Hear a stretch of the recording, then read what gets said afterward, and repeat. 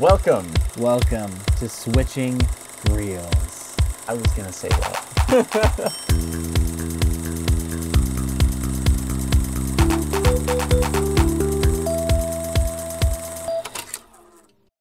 Welcome to Switching Reels. Welcome to Switching Reels, everyone.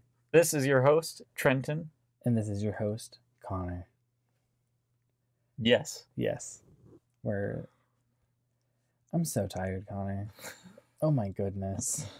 Ooh. Yeah, me too. I watched Howl's Moving Castle today. Oh no! That's the thing that gave me energy. Howl's Moving Castle is the best Miyazaki. I strongly disagree with that statement, with the caveat that I may have been playing this up a little bit. I don't actually dislike this movie all that much. In fact, I wouldn't even go so far as to say I dislike it at all. Nice. I just don't think that it's the masterpiece that everyone says it is. And, you know, we're going to talk about that in a little bit.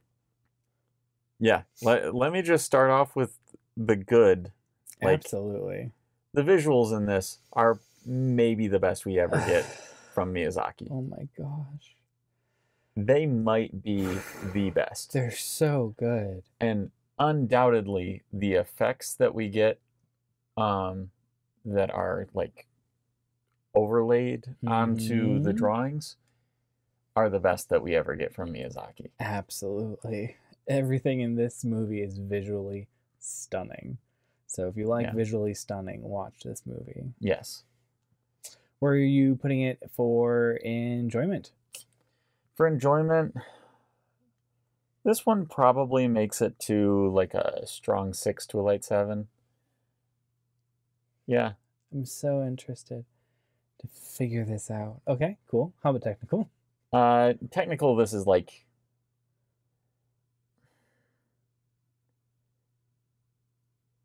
I think my enjoyment level brings down the technical a tiny bit. Yeah. But it's a strong 8 to a light 9. All right. So, like, this is almost perfect. I'm really looking forward to you, like, talking down my score through this. Like, I probably won't, because most of the things that I dislike are me things. Ah, that makes a lot of sense. Oh, good. So this podcast is just going to be what Trenton likes versus what Connor likes.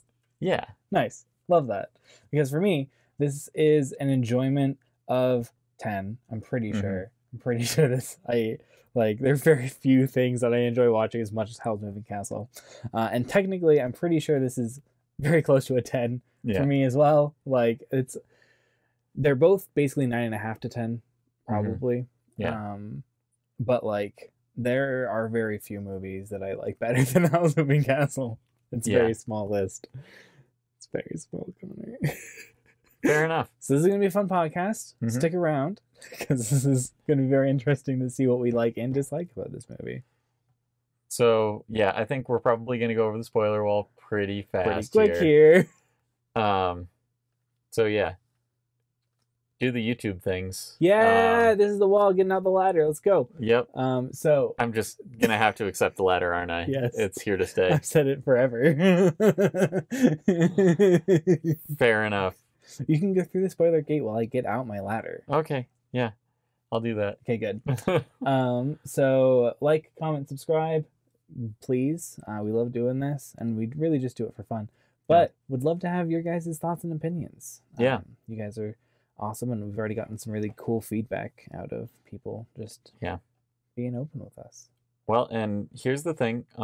This is also going to be the movie where you guys get to tell me why I'm wrong. Yeah, so please do. Yeah. Comments, emails, I want all of it. This is going to be great. Yep. I have had a couple of those movies myself on this list so far. So yeah, but I mean, let's be honest. I'm just more refined than you are.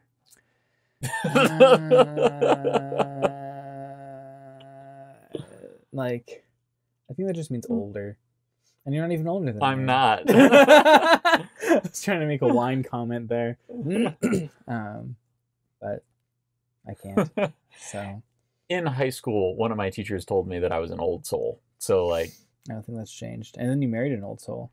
Okay, yeah. Like It's a different kind of Trinity's old old soul though. makes your soul look young. Trinity's old soul is that she just is old on the inside. And she fully embraces that. Yes. Like, she enjoys being old. Yeah, she does. My oldness comes from I would say that I'm actually not an old soul. I am temporally implaceable as a soul. I was gonna say eclectic, which is very similar. Yeah. Very eclectic soul. Yeah. I am of the opinion that I don't know if I've ever said this on the podcast, but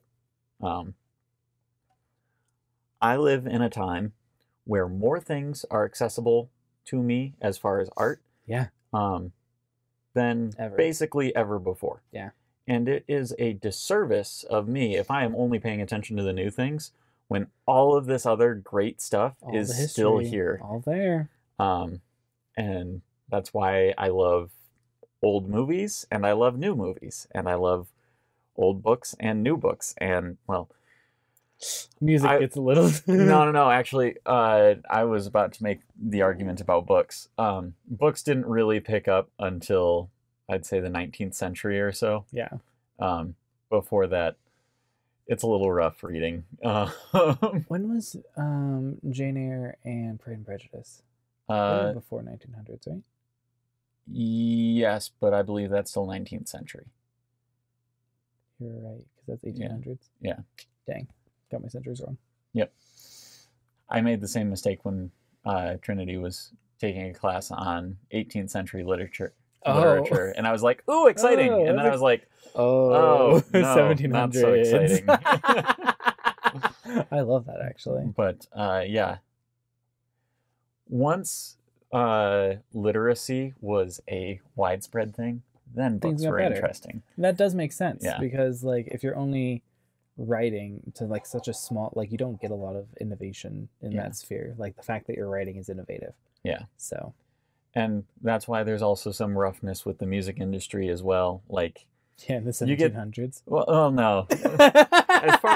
as far as recorded music, we only have like back to the 20s at the earliest for most of it.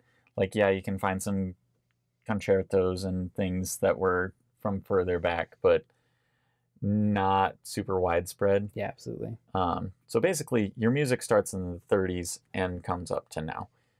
Almost 100 years. Whoa. Yeah. Basically as long as movies. Yep. Weird. That's because the audio. Yep, audio is a big part of it. The other thing is, I understand a lot of the issues that people have with Thomas Edison. Mm-hmm.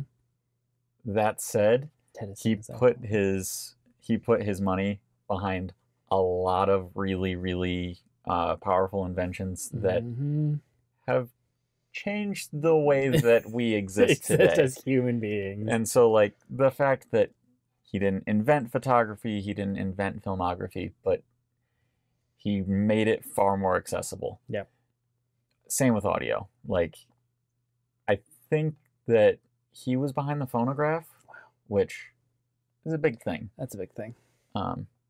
Yeah. Anyway, that's my whole rant on time and all of that kind of stuff. I love it. Yeah.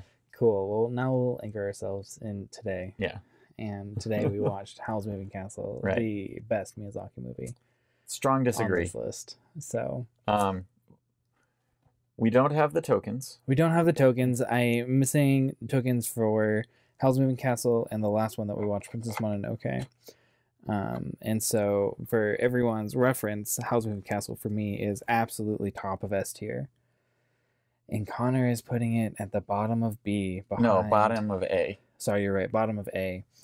Behind Kiki's Delivery Service, Princess Mononoke, My Neighbor Totoro, and Castle in the Sky. Yep. So I don't get it. I don't get it. But higher than Spirited Away? That's so weird. Higher than Spirited Away. But I guess I have Spirited Away higher than you do. So. That's true.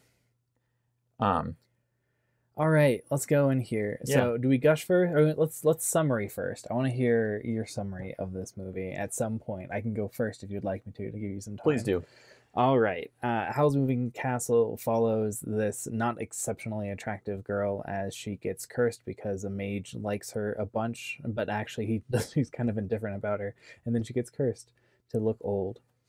So her looks don't improve. And then she goes and finds the wizard that kind of started this whole thing and meets his fire demon, makes a deal with them, cleans the entire moving castle that they have, grows affectionate with everyone. Mm-hmm. There is no one that this girl doesn't eventually like, except for maybe Solomon. But and through the adventures that persist, frees the fire demon by putting the wizard's heart back into himself, and stops an entire war by kissing a turnip. Yeah. I think I've got mine. Yeah, let's go! Howl's Moving Castle is an enchanting film about characters who have uneven motivation, and refuses to explain any of its world building at all, to the point where you just kind of have to go along with the ride and accept that most of the things don't make any sense. I think we know where we're getting started here. Because, that's so fun. I love this movie the most because of its impassioned people and its magic system.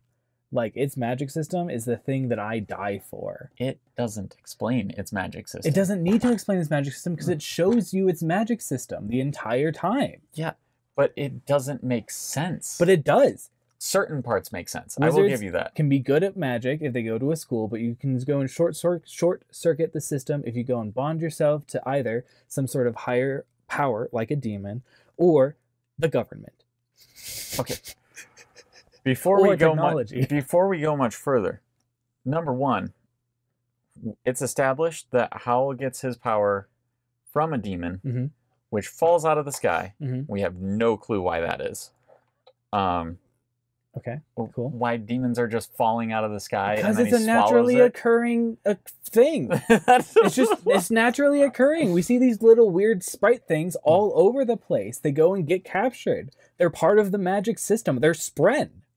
Okay. They're just a naturally occurring feature of the world. No. Because if you want to call them spren, you have to understand how the cognitive realm is attached to the real... You don't.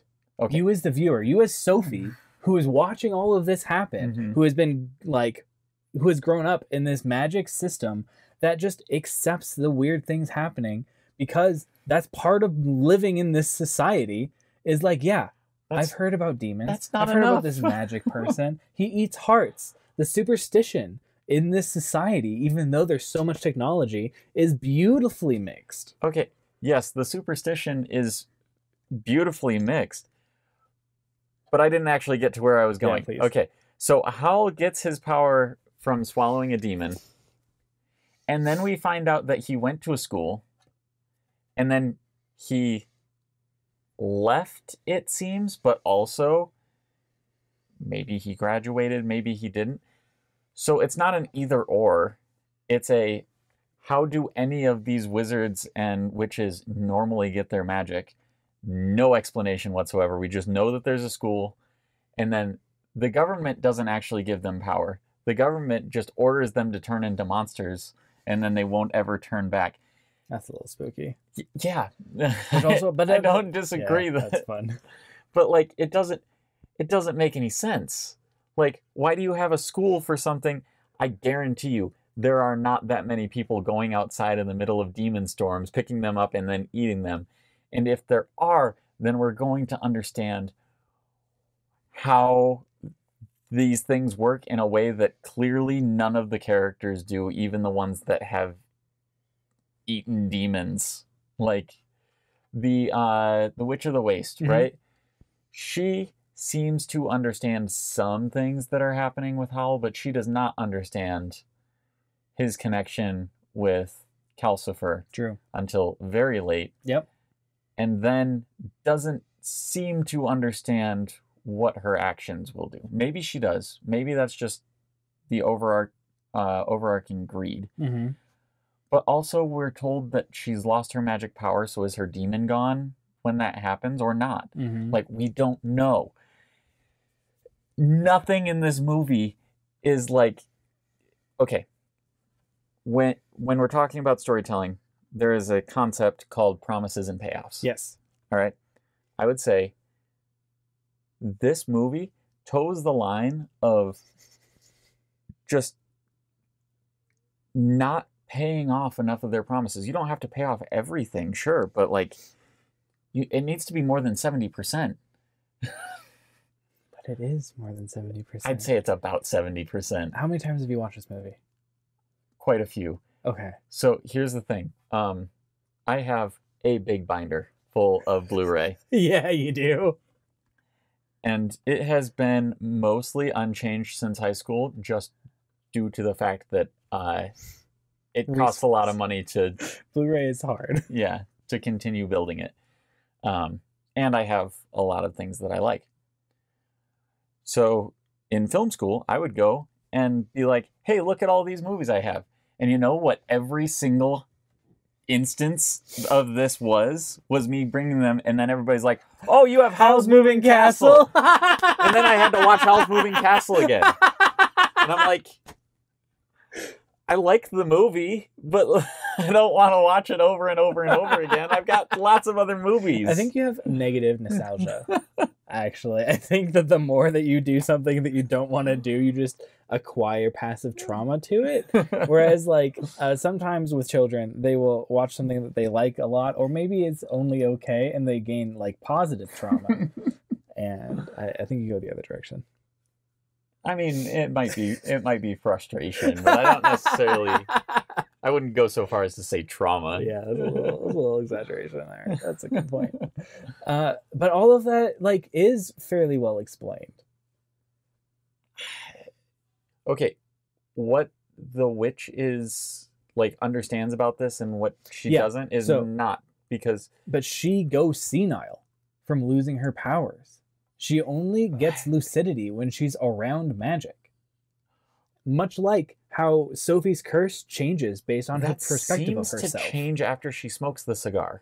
Oh, for sure. But then she also goes a little bit back and regresses into grandma mode when she goes back outside of the house and comes back in.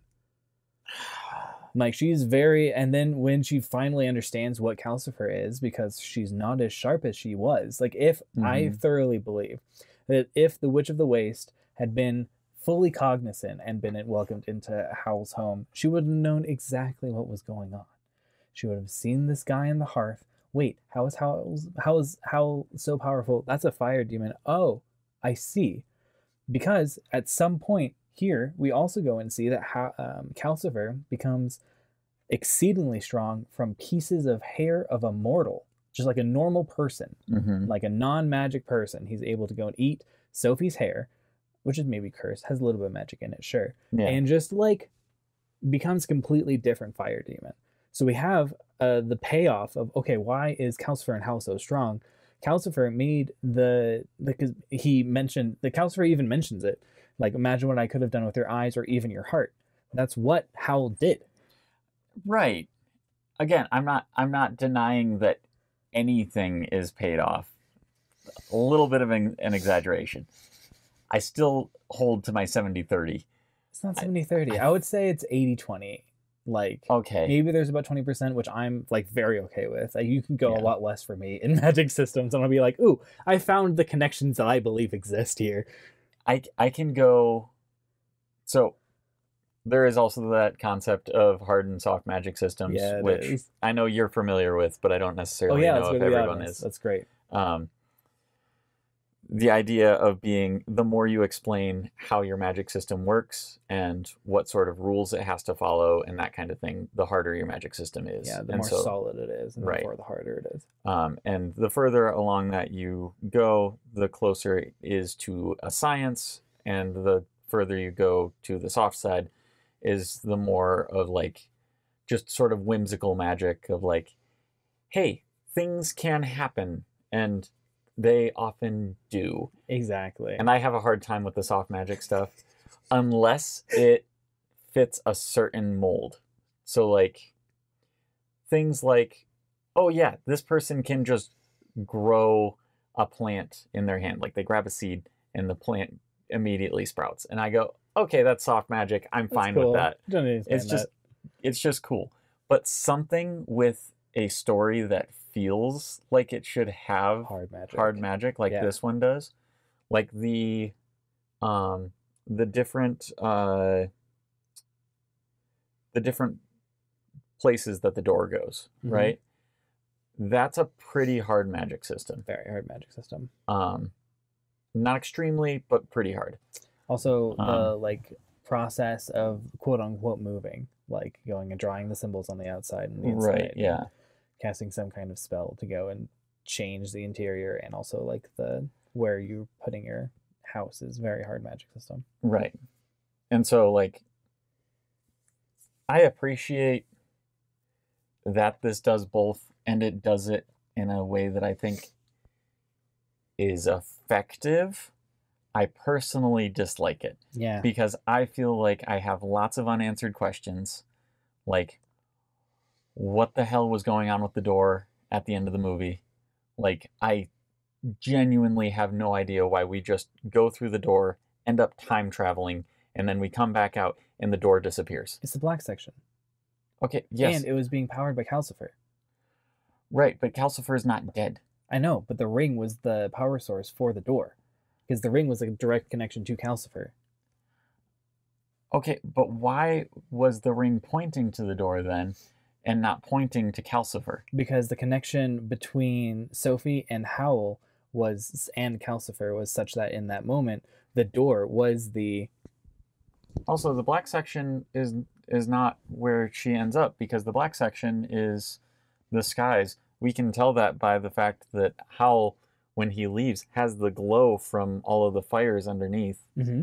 So the black section is not his history. No, the black section is directly connected with Howl's power. It is his ability to manifest himself wherever he needs to be. At that moment, Howl was catatonic. He was not able to go and manifest any part of his ability to go and travel through this door.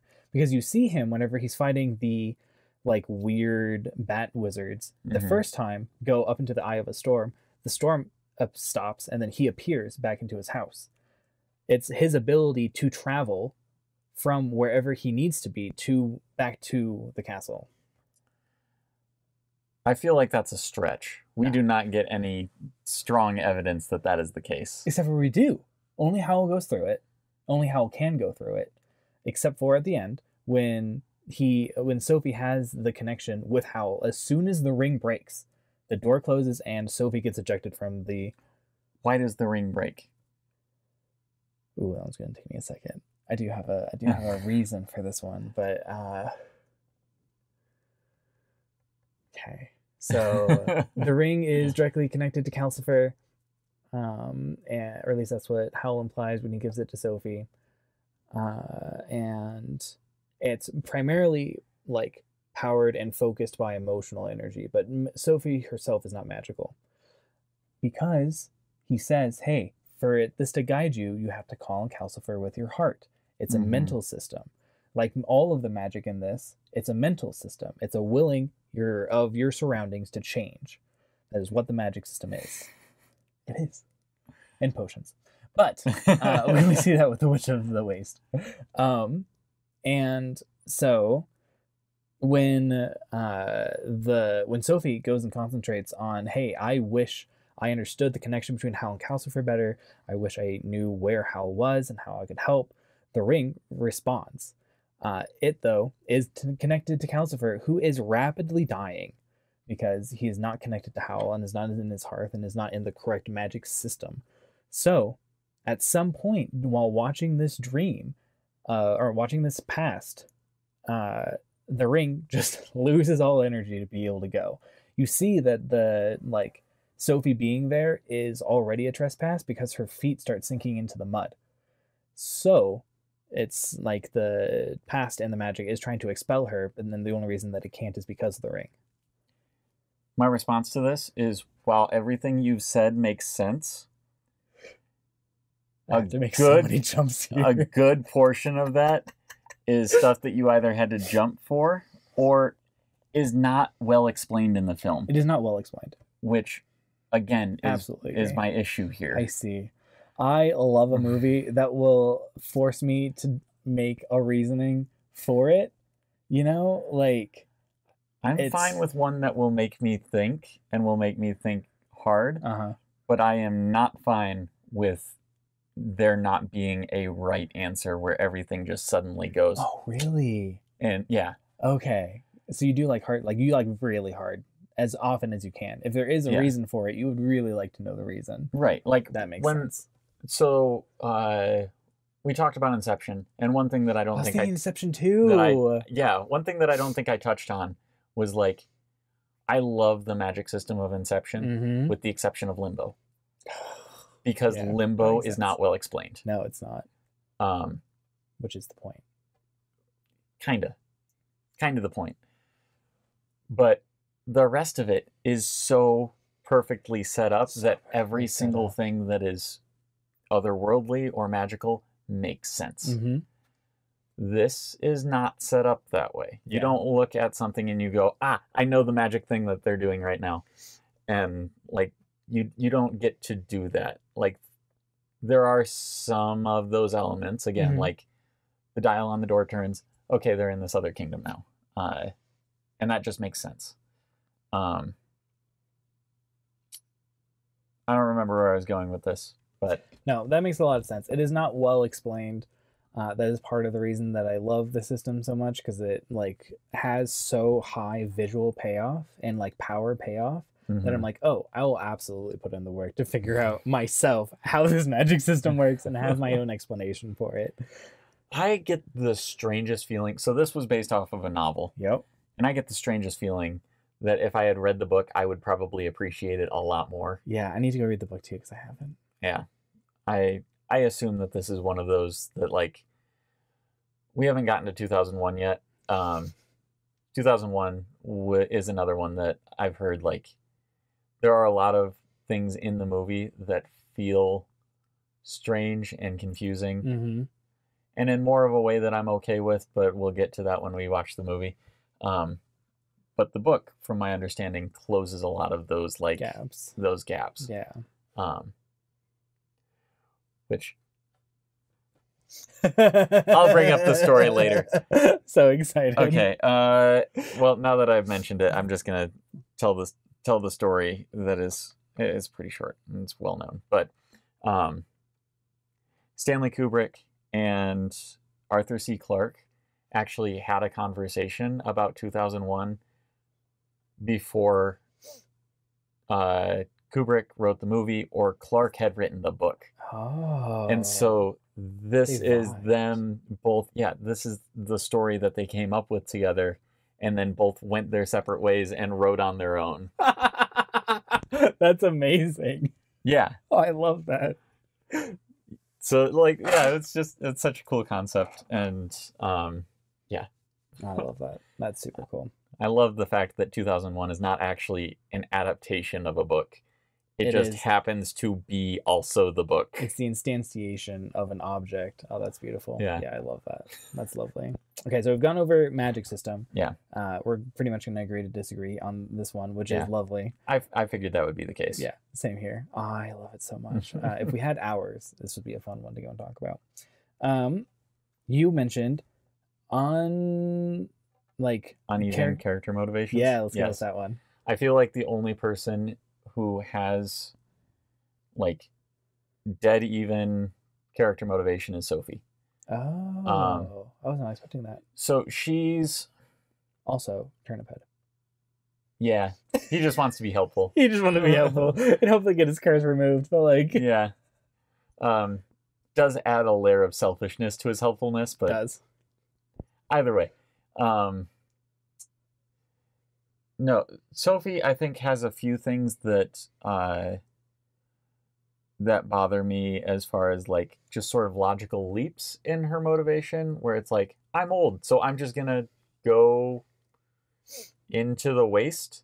Like, she doesn't seem like she's going to find Howl or the Witch of the Waste. She's just going there. Yep. Which doesn't make a whole lot of sense to me. That's a very good point.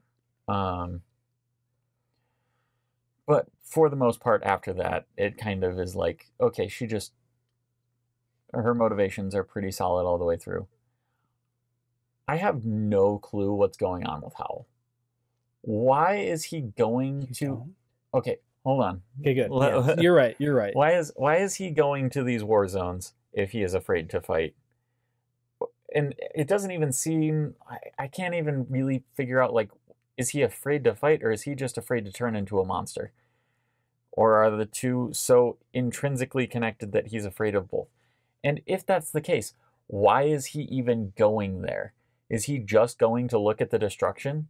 Like, is he just a horrible voyeur of a human being? Exactly. He just loves seeing pain and death. Like, I have a good answer for that, but keep going. No, that's my biggest one. So please answer it. I like feel Howl so strongly. His guiding motivation is, I am scared of being controlled. Mm-hmm. He is exceptionally powerful. He is exceptionally powerful because he has gone and done his best to control himself and control his situation, control his surroundings, control his magic, to the point that no one else can control him. He's one of the strongest wizards in the entire kingdom. Mm-hmm. He mentions this when he's on the bed after his dramatic meltdown, literally. Mm-hmm. And he mentions the fact that he is in pursuit of freedom. That is, like, of his own freedom, of the freedom of other people, of the freedom of, like, from oppression. Mm-hmm. That's his vibe. But in fighting that, he is scared of being drawn to one side or the other and losing that freedom while he's fighting for freedom. How would he be fighting for freedom? If he goes and joins one of the militaries. Neither of those militaries are fighting for freedom. They're fighting over... It's a Trojan War situation. Like, one of them... the prince disappeared from one of the kingdoms, and, like, honestly... One thing that I do like is that the kingdoms are kind of interchangeable. Yeah. Which bothers me from, like, a world-building standpoint, but from a standpoint of, like, understanding what kind of point you wanted to make. Yeah, like Nausicaa, the Valley of the Wind has the T's and the P's, or whatever we call them, and like, that's a very common, if it's not that way in the book, it's just a very common Miyazaki thing. Yeah. Like, war is not a thing that it's not about being on the right side of the war. It's the war that's the problem. It's the problem, exactly. But that's why I don't see fighting for either side as really a freedom thing. Like, neither of them would be fighting for freedom. That's true. No, that's a very good point as well. But the way for him to be able to, like, he does not like pain and suffering. He sees that and mentions, hey, it doesn't matter which side actually those bombers are for. Mm-hmm. It's just they're killing people. Like, that's awful, and I hate it. Mm-hmm. Again, he is scared not of fighting. He's fine with fighting. He does that all the time. He does it in small areas that he's comfortable with fighting in. He does it when his fancy strikes, not necessarily for any larger purpose. He doesn't fight at all until the point where he says that he has something worth fighting for. When the henchmen start beating down the door and all of that stuff, that's when he starts fighting. He doesn't fight before that. He runs every single time. This is true. Because the first time we see him as a bird, he is observing the destruction and gets close enough that the, like, wizardy guys are able to go and attack him. Yeah, but he escapes from them. He doesn't fight them. He escapes from them and goes up into the clouds. That is true. He doesn't like bring down any of the things there. And he is running from the henchman at the beginning when he rescues Sophie. Okay, cool. Well, my argument can still work, so I'm going to use this still. He's still not afraid of fighting. He's afraid of getting entangled in something that allows him to, or that revokes him of his freedom. He's afraid of getting captured. He's not afraid of fighting. Right. My question is, why is he there in the first place? Because he wants to be a change. He wants to make a difference. So he's just going to look at where he wants to make a difference? No, he's going and watching the outcomes of the battles. He says that he's a coward, but there are multiple times where he comes back bloodied, even if it was because he's running from something. And he has a deep desire to help and assist in some way. But we don't see him doing that. I know, not until the end. Not until you're right, not until he has Sophie to fight for. Mm-hmm. And the little family that gets created.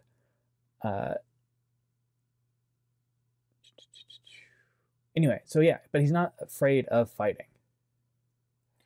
I'm not saying that he's afraid of fighting. I'm saying that he has no reason to be in the middle of a war zone if he doesn't have anything that he's fighting for, or even like, it's not even like okay, you haven't seen Invincible. Oh no, I haven't. There's a character in that show who decides that they do not want to be a superhero anymore. It's too entangled in violence and all that kind of stuff.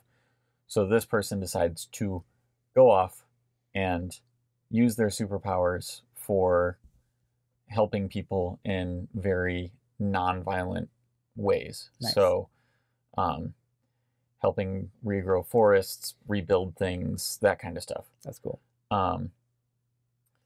That feels like a very real application of Howl's powers in a war zone even. Totally. Right? Like, people are fighting and dying. He can go pick them up and move them. Totally. We know that he has that power. Absolutely. We see him doing nothing of the sort. Yeah. When he's flying through these war zones. There does not seem to be a purpose for him being there. I'm really glad that you brought this up, because this is a really good point. I hadn't really connected the not actually fighting until he kind of disables the ship in the flower garden, and after that point he really begins fighting. Yeah. The things that I see here, I resonate just so hard with Howl. He has so much power and ability and desire to do something, but his fear of losing control inhibits him from doing it. He wants to be able to go and put himself into situations that are dangerous, that he could make a difference, that maybe will force him into a place of having to help instead of him having to choose it. He doesn't want to go and choose to help, because that will potentially invoke his revoke his ability to be free from this situation. His heart is that of a child still. It is said by Calcifer. Yeah. And that is his outlook. His child self was afraid and continues to be afraid. But it is the kind of self that would like to protect. It would like to help. It would like to use the power that it's cultivated over decades to be able to make a difference. And yet, it can't. And that's infuriating. It's awful. What I find even more infuriating is that none of this is explained in the movie. But it is. It's not directly explained. But it is. This is not addressed at, why he is going around battlefields and not doing anything, only seeming to put himself in danger for no purpose. That is never addressed once. Except for, when he's talking with Sophie about his fear of being controlled. Okay, yes, he talks about his fear. Just me. Yes. I resonate very strongly with this mentality. So what I'm saying is your explanation, it's the same thing as the world building thing earlier. Your explanation makes sense. That doesn't change the fact that it is not communicated in the movie. Explicitly inside the story. And when he has the conversation about not wanting to be controlled, it's after she's cleaned his bathroom and he has the meltdown about his hair. It has Mhm. no connection whatsoever to what he's doing out there on the battlefield. I agree and accept your explanation. Yay!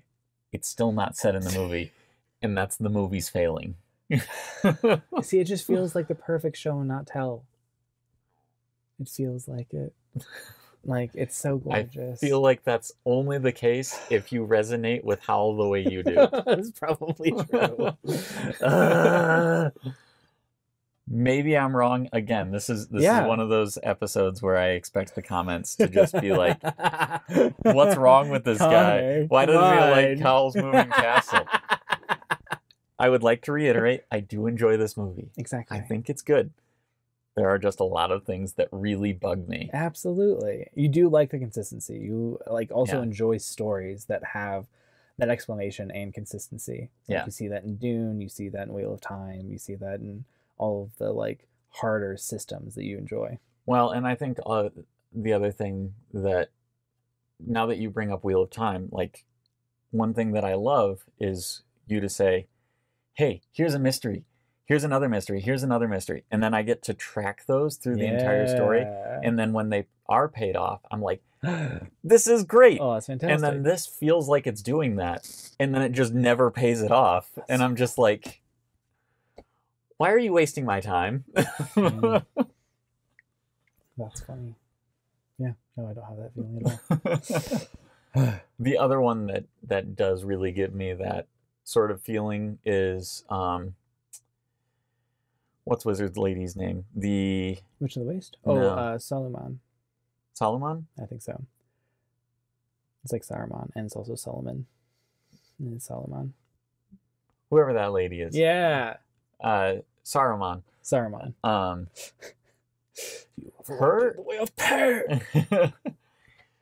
Her motivations as a character that we only get like 2 scenes with in the Yep. entire movie, it feels like her motivation is wildly different in those 2 scenes. Yep. The first one, she's like, I don't care what it takes. I'm going to get Howl to join into this battle. Yeah. And then Or lose his powers. yeah, or lose his powers. And then in the next scene, it's like, oh, I'm a little bit grumpy that he got away with this. But also, it's time to end this. She calls it an idiotic war. Yeah. You're the one recruiting. Yeah. All the wizards. I'm baffled. I feel like that one I don't have any good explanation for. And it's probably explained in the book. Maybe. Probably. I don't know. That Depends one's a on how little long the book hard. is. Yeah. Like, she doesn't make a lot of sense. Yeah. I'll give you that. And even the mom, like, she brings the Tracking device. yeah, Almost whatever. kills Calcifer. Yeah, the thing that almost kills Calcifer. Yeah. And there doesn't seem to be any reason for it other than somehow she's been like paid off or blackmailed or something, but we don't know enough about that to say one way or another. And Sophie has no reaction to it. I mean, there's a very good chance that she doesn't know, That it happened that way. but it feels like she It should. does feel like she should know. Like, even if, Which and is I a don't- really I good don't job mean of like bringing it up, but yeah, I don't mean like as far as intuition. I mean like storytelling wise. I don't look at Sophie and go, oh, she's so dumb for not figuring that out. She was going through a lot during that section. Yeah, she was. But yeah, I feel like storytelling wise, like, you have to address that. Her mom just showed up and dropped off something that almost killed Calcifer. Her mom also came up to her bedroom, and Sophie's like, I'm so sick with the flu. And she's like, lol, sucks to be you. Peace, I'm shopping. I mean, Sophie told her, hey, I'm sick with the flu. Please leave me alone. Don't come in here. For sure. But it feels like she is the, like, the ugly duckling of her family. Yeah. Still doesn't make a whole lot of sense why, like, you're not going to address what should be a pretty decent sized betrayal in your story. See, it feels like it should be decent size from a logic perspective, but it doesn't feel like it from a heart perspective. I say this all not as fridge logic. I haven't thought through these things before. This isn't me like going, hey, wait a second. This is things, these are things that like I leave the movie. Exactly. And I'm like, you never talked about that. Yeah. Why did you never, why is none of this on display? I feel like that was so fast too, though. Yeah, I mean, like, it was. doesn't get an opportunity. This is the first time I've had that issue. Yeah, that's interesting. But very interesting. Yeah, there's again, I've watched this movie a lot, and so I've had a lot of time to come up with issues with it. It's fantastic. But yeah, there's so much. This movie is very, very squishy, and I like it a lot for what it is, but it's very squishy. It's Play-Doh for me. So it's also squishy. It's also squishy. Absolutely. But I make something out of it, and it's beautiful. I am of the opinion that you just really love Billy Crystal, and any movie that he's in, you're what was going. The last one? I don't think we've watched one with Billy Crystal before, but he's the main character in, or the main male lead in When Harry Met Sally. Oh. He's. I have a face now, at least. That's nice. He's Miracle Max in Princess Bride. He's Miracle Max? Yeah. Okay, cool. Yeah. And you're only naming good movies so far, so. I don't know any of the other ones that I can be like, yeah, Trenton's for sure seen this, but those two and this one, I'm starting to see a trend. It might be true. It might be true. Yeah. Yeah. So. One other thing I really liked was the consistency, relative consistency, as long as you stretch it and know what they're talking about, of Sophie's curse and its like effect on her, like being an old lady when she's like very focused on. That was another one that bothered me. I know it would. when she's focused on like solving her own problems and trying to figure out what like is going on. She's a very old lady, or when she's being self-deprecative. And then when she is a little more self-serving, or not self-serving, sorry, servant, whatever. When she's serving a little bit more or less focused on her own issues, or genuinely expressing affection, she gets younger and younger. Like, you have like 3 Sophies. You have very young Sophie, you have like 50s or 60s Sophie, and you have like 80s or 90s Sophie. And I just love that there's 3 different kinds, and in my head they're like, yeah, all of these make sense and are consistent to me. I like it in concept. I just want an explanation of what the curse is. Well, I want to know how she is breaking out of this. Like, the best I can get is when she is genuinely joyful, is when she is at the youngest point. But then, like, once she feeds her braid to Calcifer, it goes away entirely. This is beautiful, man. It's just beautiful. It's too soft, and it's too central to be this soft. It's also, though, like, I think it's when her self-identity is the strongest, and not necessarily when she's joyful. When she's identifying as herself the most, and not as an idea of what she should be or what she could be, is when she's the youngest. There's a very good chance of that. But again, never explained. Yeah. You can't know. There's no way to know. And then you're right. Whenever she feeds the hair, eventually her hair stays the same color as when she was old. Right. Because it was dark when she was young originally. Right. So, and even when she transitions back into being young earlier in the film, her hair goes dark as well. Exactly. What is going on in this movie? Yeah. This is infuriating. I have some explanations for those too, but we're not gonna spotlight. How long have I been defending this movie? For 15 minutes. Okay. Oh, I love this movie so Yeah. much, Connor. It allows me to again- do whatever I want with it, and allows me to like really, really work hard to gain what the author and then what Miyazaki was trying to instill in it, and the stories that were trying to be instilled. Like the theme of freedom versus captivity is super strong in this one. Yeah. Because like at the very end, which is another thing I just love, the castle is able to fly. It's working perfectly. It has stuff growing all over it, and that's after Calcifer is now here of his own volition and serving Howl. You have We assume. I don't know if we see Calcifer after he comes back just to say. Yeah. that is absolutely something we assume.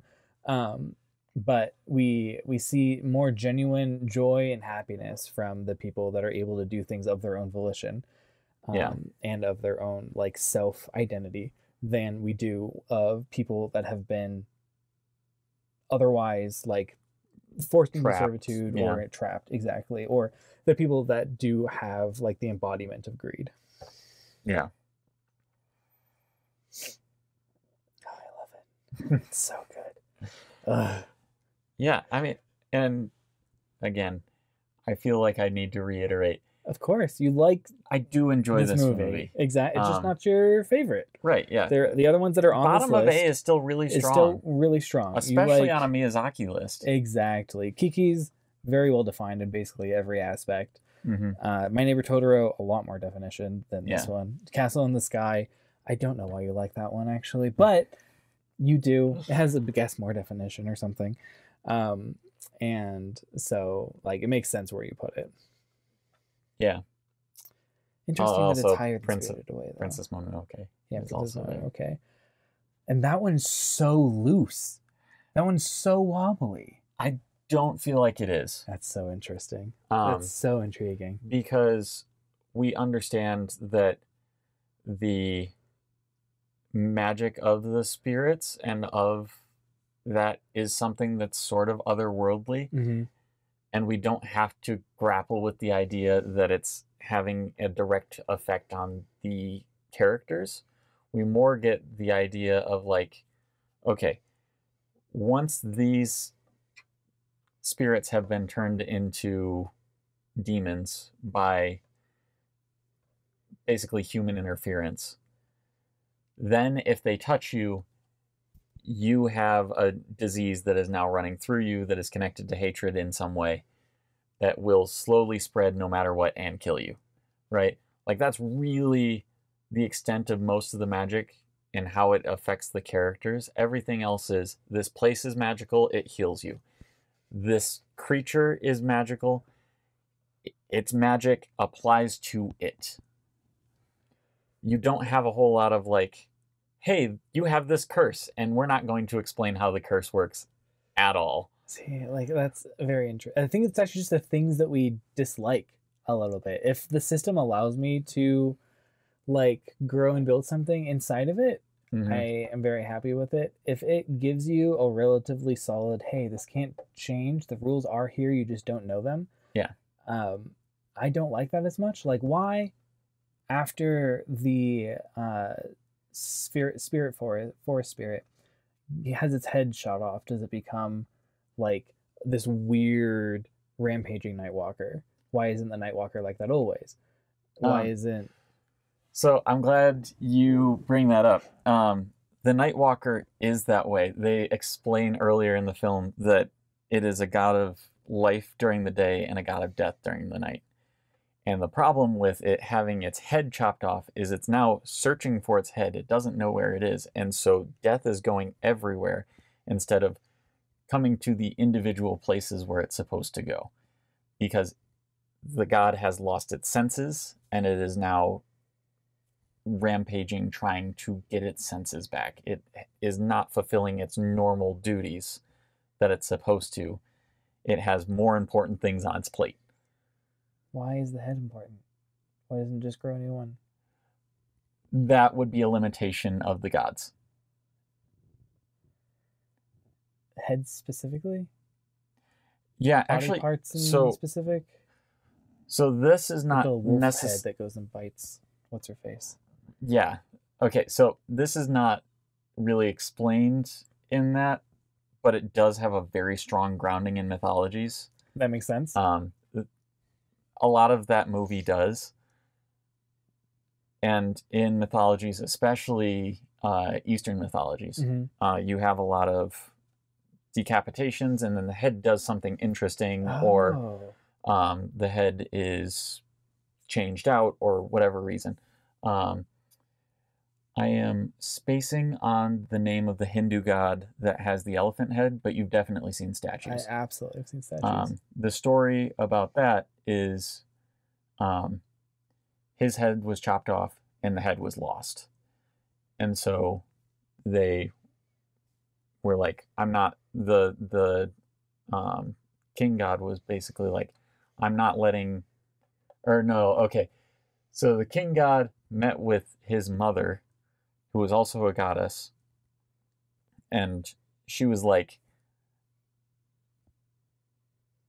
he had gone away, he came back, he chopped off the son's head, went to the mother, and the mother was like, you are not leaving my son decapitated, but the head was gone.